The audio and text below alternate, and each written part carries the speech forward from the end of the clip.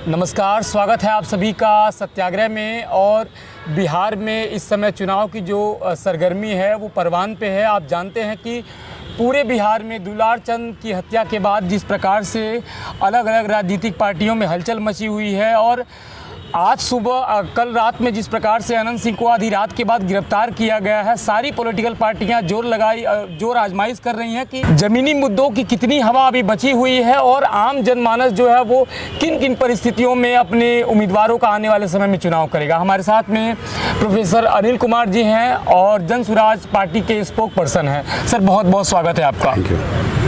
Sir, आपसे ये जानना चाहेंगे कि कल जो है बहुत दबाव के बाद जो है गिरफ्तार किया गया है अनंत सिंह को। मोकामा में राजनीति जो है वो एक दूसरे दौर की चल रही है।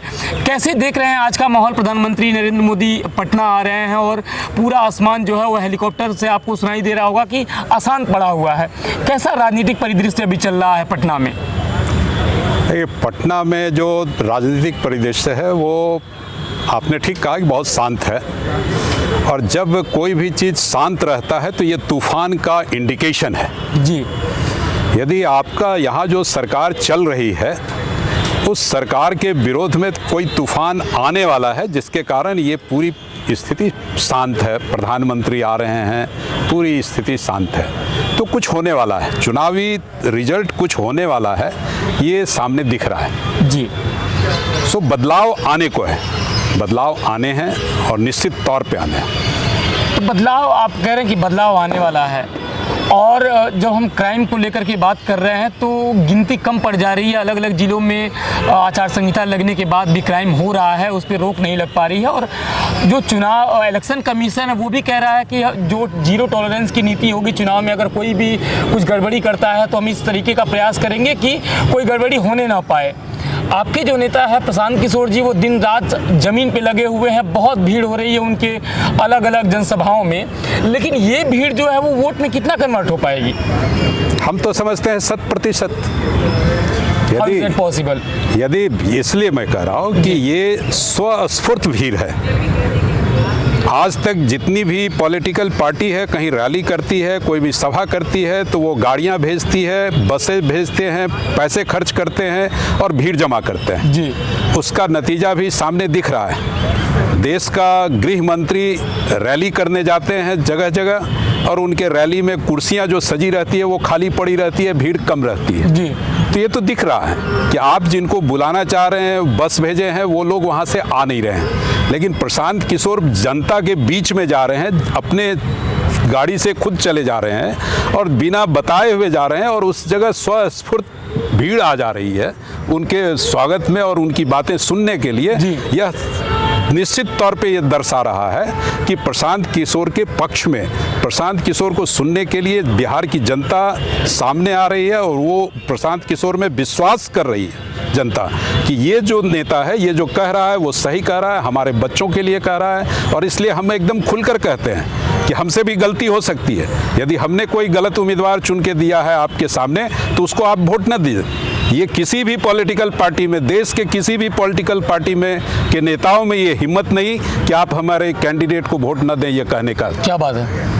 आप सत्याग्रह देख रहे हैं, और प्रोफेसर साहब से हम बातचीत इसलिए कर रहे हैं क्योंकि ज़मीन पे जिस प्रकार का अशांत माहौल फैलाया जा रहा है दम्भियों के द्वारा, अभिमानियों के द्वारा, जो ऐसे उम्मीदवार हैं जो रंगदारी के द्वारा या गुंडागर्दी के द्वारा राजनीति में अपनी एक छाप छोड़ना चाहते हैं, उन पे कैसे लगाम लगेगी? इसके लिए जो जीरो टॉलरेंस सिर्फ कहने में नहीं आ जाएगा, उसके लिए सरकार को एक नीति अपनानी पड़ती है। एक बात बताइए कि जब आपके नेता जो है वो पलायन के मुद्दों को लेकर के प्रखर रूप से बोलते हैं, आपके नेता जो है वो जो ज़मीन पे नौकरी के बारे में बता रहे हैं कि हम लोगों को नौकरी देंगे, शिक्षा जो है वो आपका बहुत ज़मीनी मुद्दा है कि आप लोग उन पे काम करेंगे, और जो राजनीतिक पार्टियां हैं वो भी तो उसको कॉपी करके वही बात कह रही हैं कि हम हर घर में नौकरी दे देंगे। तो आपकी पार्टी अलग कैसे है? नहीं, मैं इसलिए उसमें बहुत इम्पोर्टेंट चीज़ है शिक्षा जी। हमारी पार्टी सबसे ज़्यादा शिक्षा पर जोर दे रही है।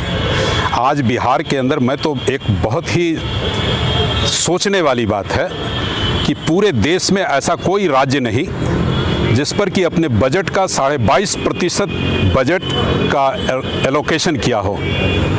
22.5% यदि शिक्षा पर आपने बजट दिया है जी, तो वो 22.5% बजट जो है शिक्षा पर गया, और वो कहाँ खर्च हो रहा है। और हमारा शिक्षा में सुधारने, मैं एक प्रोफेसर हूँ जी, मैं इस चीज़ को बहुत अच्छी तरह से जान रहा हूँ कि शिक्षा में कोई सुधार नहीं हो रहा है। पहले पटना विश्वविद्यालय में, मैं पटना विश्वविद्यालय का शिक्षक हूँ, पहले पटना विश्वविद्यालय में लैब चलाने के लिए सरकार की तरफ से पैसे मिलते थे, करोड़ रुपये मिलते थे, जबकि हमारे यहाँ 4% या 2% इस तरह के बजट में एलोकेशन हुआ करता था, बजट में दिया जाता था। लेकिन उसके बाद भी हम इस तरह से खर्च दिखाते थे, वहाँ पे यूनिवर्सिटी में उतने पैसे जाते थे, लैब में रिसर्च होते थे। आज पटना यूनिवर्सिटी बिहार का सबसे बड़ा माना जाता है, यूनिवर्सिटी सबसे ऊपर का यूनिवर्सिटी माना जाता है। उसके आप लैब में जाएंगे तो आपको वो दिन याद आएगा कि जहाँ पे कि रात के 12 बजे तक काम हुआ करता था लैब में। आज कई लैब बंद हैं सिर्फ इसलिए कि वहाँ फंड नहीं है, पैसा नहीं है। प्रोफेसर रिसर्च करना चाह रहा है, अपने पॉकेट से खर्च कर रहा है, लेकिन उसको सरकार की तरफ से जो लैब उपलब्ध कराना चाहिए, लैब में जो फैसिलिटी देनी चाहिए, वो नहीं है। स्कूल में जो शिक्षक पढ़ाते हैं, आप स्कूल में बच्चों के लिए कह रहे हैं कि किताब दे रहे हैं जी। मैं तो कहता हूँ कि आज का बिहार का स्कूल विद्यालय ना होके भोजनालय हो गया है। किसी भी स्कूल टीचर से आप जाकर पूछिए तो वो कहेगा कि भाई हम तो मिड डे मील में ही पड़े रहते हैं, और बच्चे दोपहर का खाना खाते हैं और चले जाते हैं, खाना खाने के लिए आते हैं और चले जाते हैं, किसी को इसकी चिंता नहीं है। तो हम तो शिक्षा पर जोर दे रहे हैं, प्राइमरी शिक्षा ऐसा बनाओ, सेकेंडरी शिक्षा को ऐसा बनाओ, यूनिवर्सिटी की शिक्षा को ऐसा बनाओ जिससे कि आप अपने बच्चों को सही ढंग से शिक्षा दे पावें। और यदि आपके बच्चे यूथ सही ढंग से शिक्षित होंगे तो उनको रोजगार की कमी नहीं होगी। आज क्या है कि हम सही शिक्षा नहीं दे पा रहे हैं, जिसके कारण यहाँ सिर्फ मजदूर बन रहा है, मजदूर का, इसीलिए वहाँ दूसरे जगह मजदूर खोज रहे हैं। प्रश्न जो है प्रोफेसर साहब अभी भी वहीं पे है, हम बस इतना जानना चाह रहे थे, आप बिल्कुल जो ज़मीनी मुद्दा है, जो मूल तत्व है, उसके बारे में बातचीत कर रहे हैं। लोग समझ पा रहे हैं, लोग आपको देख रहे हैं, और ये जो इंटरव्यू लगातार हो रहे हैं चुनाव के बीच में, ये इंटरव्यू सिर्फ आज देखने के लिए नहीं है, ये हमेशा इंटरव्यू देखा जाएगा, सुना जाएगा, और लोग समझ पाएंगे कि चीज़ें कैसी चल रही हैं, किस प्रकार की परिस्थितियाँ हैं। हमारा प्रश्न ये है कि जो और पार्टियाँ भी पलायन के और नौकरी के मुद्दों पर प्रखर रूप से बोल रहे हैं कि हर घर में नौकरी दे देंगे, तो आपकी पार्टी अलग कैसे है? विचारों के तौर पे आपकी पार्टी और पार्टियों से अलग कैसे है? अगर इसके बारे में आप कुछ कहना चाहें तो। जैसे हमने कहा क्या कि यहाँ हमारे नेता कह रहे हैं कि यहाँ पे हम जो रोजगार डेवलप करेंगे, जी रोजगार डेवलप करेंगे, उसका 2-3 चीज़ उन्होंने बताया। गांव के किसानों के लिए बताया कि यहाँ जो लेबर नहीं मिलते हैं, सारे लेबर चले गए बाहर, 10,000, 12,000, 15,000 कमाने के लिए बाहर चले गए। यदि हमारा ये है कि हम इसको यदि मनरेगा से जोड़ देंगे जी, तो वो लेबर कॉस्ट उनको यहाँ पे मिलने लगेगा, कृषि को हाँ जी जोड़ देंगे, तो उस जगह हमको वो लेबर भी मिल जाएगा, उनको रोजगार भी मिल जाएगा। 12,000 कमाने के लिए उनको गुजरात नहीं जाना पड़ेगा, पंजाब नहीं जाना पड़ेगा, वो यहाँ पे 15,000 कम से कम कमा पाएंगे। तो ये तो तुरंत हम कर सकते हैं। दूसरा है कि आप रोजगार डेवलप करना, छोटे छोटे कुटीर उद्योग टाइप के चीज़ को हम डेवलप करेंगे। जैसे आप वहाँ पे मिथिला में आप मखाना का ही कहेंगे, सारे लोग कहते हैं कि इस तरह की बात करेंगे। आप अच्छे ढंग से एग्रीकल्चर को लेंगे, हम उसको ये क्या कहते हैं उसको इकोनॉमिकली देखेंगे, तो जिससे हम मखाना हो गया, बादाम हो गया, फिर आपका ये सरसों का फसल हो गया, तो ये इस तरह के हम व्यवसाय करने वाले जिसको कि डायरेक्ट हम नगदी फसली है उसको यदि हम करेंगे तो उसमें करने के लिए लेबर भी हमको चाहिए, उसको हम मनरेगा से जोड़ रहे हैं तो 15,000 के आसपास वो इनकम हो जाएगा, और वो जो खेती होगी उसको फिर हम मार्केट में सामने देंगे तो हमारे किसान को भी उससे फ़ायदा होगा, और जब मार्केट में वो जाएगा तो वहाँ भी रोज़गार की बात होगी, उसको सेल करने के लिए उसको, ये सारे चीज़ लिंक हैं। तो इस तरह की चीज़ व्यवस्था लोग नहीं सोचते।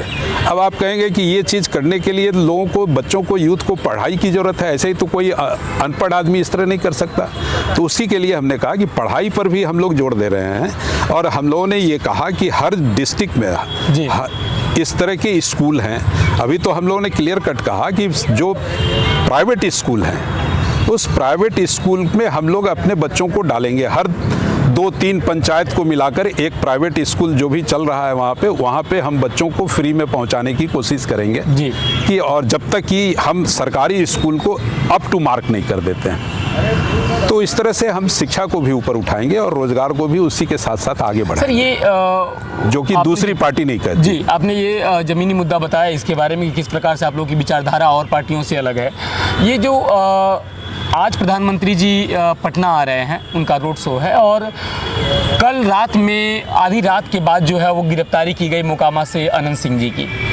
ये सरकार पे अतिरिक्त दबाव था या 24 घंटे 48 घंटे के बाद गिरफ्तारी की गई? अगर इसके बारे में अगर आप कुछ बताना चाहें तो। देखिए, ये क्लियर कट दबाव था जी, है ना, इसलिए कि जिस तरह से हत्या हुई ये बहुत क्लियर कट था कि हत्या किसने करवाई, किसने गोली चलाया, किसने रॉड चलाया। संजोग ऐसा था कि ये वीडियोग्राफी भी किसी ने किया था, कर रहा था, और वो वीडियो फ्लैश हो गया आपके सभी सोशल मीडिया में आ गए। इन सारे चीज़ों को देखने के बाद गिरफ्तारी तुरंत होनी चाहिए थी, इसलिए कि चुनाव चल रहा है, आचार संहिता लगा हुआ है, और आचार संहिता लगा हुआ हो और उस आचार संहिता में कोई काफिला, वो भी किसी कैंडिडेट का काफिला चल रहा हो, और उस काफिले से पूरे तामझाम से निकले लोग, पूरे अस्त्र के साथ निकले, रॉड, डंडे, गोली, ये सारे बंदूक इस तरह से निकले, तभी तो गोली चली, तभी तो गिरा। तो गोली भी चल गई, रॉड से मारा भी गया, ये सारे चीज पोस्टमार्टम जो है वो गोली से नहीं हुई, मान लिया। हाँ। मैं मान लिया आपकी बात कि उन्होंने कहा कि गोली से नहीं हुई, हम भी लेकिन जानना चाह रहे हैं। लेकिन गोली तो चली, गोली तो चली, गोली कैसे चल गई? हम यही कहना है, अगर हत्या हुई है तो वो गोली से हुई है, गाड़ी से हुई है, या रॉड से पीटने से हुई है। मेन जो तत्व है, मूल जो है वो कि हत्या हुई है। वो किस चीज से हत्या हुई इससे कोई लेना देना नहीं है। हत्या हुई है, हाँ। गोली चली है, रॉड से मारा गया है, लोहे के डंडे से मारा गया है, ये सारे रिपोर्ट पोस्टमार्टम में हैं। उनकी पसली टूटी है, ये सारे पोस्टमार्टम में हैं। आपको लग रहा है इस मुद्दे का बिहार चुनाव पे कोई असर पड़ने वाला है? 100% पड़ना चाहिए, 100% पड़ना चाहिए। यदि बिहार की जनता इस तरह के आपराधिक तत्व के विरोध में आवाज नहीं उठाएगी, अपना मत नहीं देगी, तो फिर हम आगे कैसे कहेंगे कि हम अपराधियों के विरोध में लड़ रहे हैं, हमको अपराध मुक्त बिहार चाहिए, ये हम नहीं कह पाएंगे। तो बिहार की जनता को ये तय करना होगा कि आज जो चीज़ सामने आ गया, क्लियर कट दिख रहा है कि अपराधियों ने किस तरह का अंजाम दिया है, तो हमें अपराधियों के विरोध में लड़ने की जरूरत अपने मताधिकार से है। हम अपने मताधिकार से अपराधियों के विरोध लड़ सकते हैं, और जिन जिन पार्टियों में अपराधी तत्व हैं उन पार्टियों के विरोध में हम अपना मताधिकार कर सकते हैं। ये हमारा जन्मसिद्ध अधिकार है, ये एक नागरिक का पूरा अधिकार है, वो इस तरह का काम करे। और इस तरह का काम नहीं करेंगे तो हम अपराधी के विरोध में कैसे बोलेंगे, जनता कैसे बोलेगी अपराध के विरोध में? इसलिए कि आपने अपराधियों का समर्थन किया है, तो आपके पास ये नहीं रहेगा कहने के लिए कि हमने अपराधियों का विरोध किया और अपराधी इस तरह से काम कर रहे हैं। आपको चुनाव करना पड़ेगा कि आप किस तरफ खड़े हैं, और लगातार आप सत्याग्रह पे प्रोफेसर अनिल कुमार जी को सुन रहे हैं। हम बातचीत कर रहे हैं बिहार के चुनावी मुद्दों पे, और जिस प्रकार से निर्मम हत्या कह सकते हैं हुई, गाड़ी उनको चढ़ा करके गोली मारा गया, और दुलार चंद की हत्या के बाद जिस प्रकार से जो समीकरण बिगड़ा है बिहार की राजनीति में, उसको जानने के लिए, समझने के लिए हम लोगों के बीच में जा रहे हैं, उनसे बातचीत कर रहे हैं। और आप सभी से ये निवेदन है कि बिहार में चुनाव का अधिकार जो आपको मिला हुआ है लोकतंत्र में, जो आप भागीदार बनने से पहले 10 बार ये सोचें कि जिस कैंडिडेट को आप वोट करने वाले हैं उसकी पृष्ठभूमि किस प्रकार की है, वो जीत करके आएगा तो आप अपने मुद्दों के बारे में उससे कितनी बातचीत कर पाएंगे। और सबसे बड़ी बात कि जिस जगह पे आपका और आपके बच्चों का भविष्य है, जहाँ पे आपको सर्वाइव करना है, जहाँ पे रहना है, अगर वहाँ का माहौल सुरक्षित नहीं होगा तो आप किस प्रकार से अपने जीवन को वहाँ पे व्यतीत करेंगे। सर, कार्यक्रम का अंतिम पड़ाव है, और अंतिम प्रश्न आपसे जानना चाहेंगे कि कैसा स्कोर कर रहे हैं, क्योंकि 2-3 दिन पिछले 3 दिन के बाद चौथे दिन अब यहाँ पे चुनाव होने वाला है, बहुत कम लिमिटेड समय रह गया है, उसके बाद 11 तारीख को वोटिंग होगी दूसरे चरण में। आप लोग ज़मीन पे सब कुछ देख रहे हैं, सारा समीकरण जान रहे हैं, आप शिक्षा जगत से जुड़े हुए हैं, प्रोफेसर हैं, क्या देख रहे हैं, क्या होता हुआ देख रहे हैं बिहार के चुनाव में अंतिम दौर में? देखिए, बिहार का यूथ अभी जनसुराज के साथ खड़ा है जी, उसे जन स्वराज में भरोसा दिख रहा है, वो जन स्वराज के पक्ष में वोट करेंगे।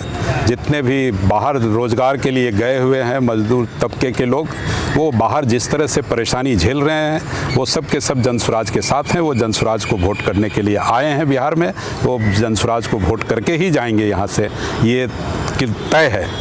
तो ऐसे स्थिति में और जिस तरह से प्रशांत जी की रैलियां हो रही, रैली नहीं कहे रोड शो चल रहा है, और इस तरह के रोड शो शायद बिहार ने आज तक नहीं देखा होगा। हो सकता है कि जयप्रकाश जी का जो आंदोलन हुआ था उसमें जयप्रकाश जी का जो रोड शो गांधी मैदान से चला था, उस तरह का रोड शो उसके बाद कोई रोड शो ऐसा नहीं दिखा। और प्रशांत किशोर जहां कहीं भी जाते हैं स्वस्फूर्त भीड़ वहां पहुंचती है और उस तरह के रोड शो होते हैं। तो यह पूरी तरह से एक इशारा है जनता के बीच में कि जन स्वराज के पक्ष में लोग खड़े हैं। मतदान के रोज वो सभी के सभी जन स्वराज के पक्ष में वोट करेंगे, ऐसा हम सबों को विश्वास है। ये थे प्रोफेसर अनिल कुमार जी और कह रहे हैं कि सभी लोग जो है वो जन स्वराज के पक्ष में वोट करेंगे। हम भी सत्याग्रह के साथ में ज़मीन पे उतर करके लोगों से बातचीत करते रहेंगे, आपको दिखाते रहेंगे कि बिहार चुनाव में क्या हो रहा है। और सबसे बड़ी बात कि बिना किसी मसाला कंटेंट के ज़मीन से हम खबरें दिखा रहे हैं। तो न्यूज़ में बने रहने के लिए आप चैनल को सब्सक्राइब करें और देखते रहें सत्याग्रह। बहुत बहुत धन्यवाद आप सभी का। नमस्कार।